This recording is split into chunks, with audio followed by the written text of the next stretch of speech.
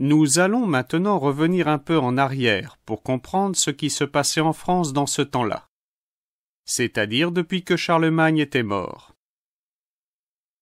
Vous imaginez combien les gens devaient être malheureux lorsqu'il n'y avait plus personne pour faire la police, et quand tous les jours, des troupes de brigands et des bandes de Norseman apparaissaient, pillant, volant, tuant, emmenant parfois femmes et enfants en esclavage.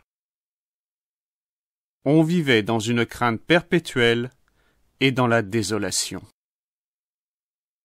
Songez que les Norseman étaient si redoutables qu'on avait fini par leur céder la province, qui, de leur nom, devint la Normandie. Alors, on se tournait vers les hommes qui avaient du courage et l'habitude de la guerre. On leur demandait secours et protection. C'étaient eux qui, revêtus d'une armure et sachant manier la lance et l'épée, se mettaient à la tête des plus vigoureux et des plus braves pour défendre le village ou le canton en cas de danger. C'est pour cela que l'on construit ces châteaux forts, dont certains existent encore aujourd'hui. Ils avaient de grands murs percés d'ouvertures, ou créneaux, d'où l'on pouvait tirer des flèches et jeter de l'huile bouillante sur l'ennemi. Par devant, un fossé profond rempli d'eau, et l'on ne pouvait entrer qu'après avoir abaissé un pont qui s'appelait pont-levis. Au milieu se dressait une grande tour, ou donjon, d'où l'on surveillait ce qui se passait dans la plaine. Dès que la trompe de la sentinelle sonnait l'alarme, tout le monde abandonnait les champs ou sa maison et venait se réfugier dans le château fort. Le seigneur fut donc d'abord un protecteur. On se recommandait à lui.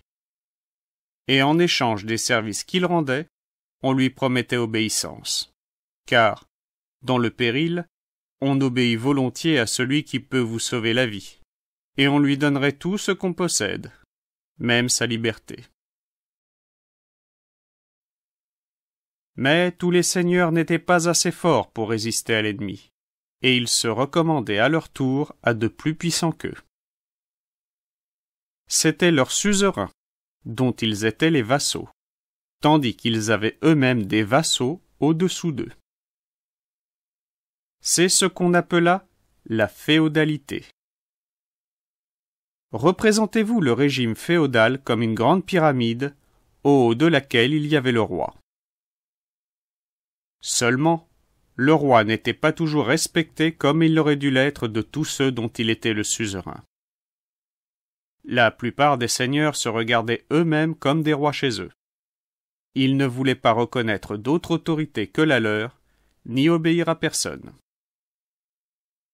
Il y avait bien les lois de la chevalerie, qui ordonnaient aux chevaliers d'être doux avec les faibles, de défendre les veuves et les orphelins, et de se conduire toujours comme un bon chrétien. Mais le mauvais instinct reprenait trop souvent le dessus. Au lieu de défendre les pauvres gens, certains seigneurs les traitaient durement.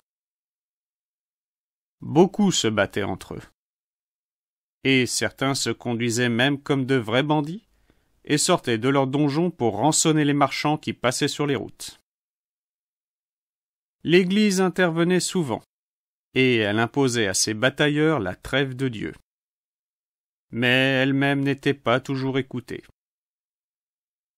Enfin, comme on avait vécu longtemps dans le désordre, où la force seule comptait, la loi du plus fort avait fini par triompher. Quand on avait un procès, les deux plaideurs devaient se battre en duel, et le perdant était celui qui était touché.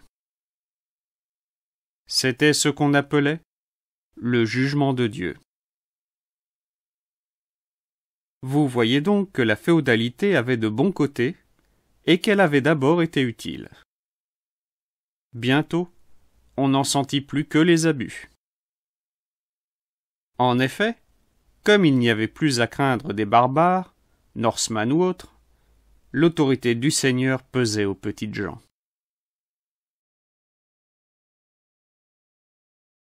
Les droits qu'il avait sur eux commençaient à leur sembler injustes. et le château féodal, au lieu d'apparaître comme un refuge, semblait la demeure d'un tyran. Aussi, le peuple se tournait-il vers le roi, seigneur des seigneurs et de tous, comme vers le protecteur le plus haut. Et l'on attendait de lui qu'il donnât une bonne justice, qu'il établît la paix, et qu'il affranchît les communes.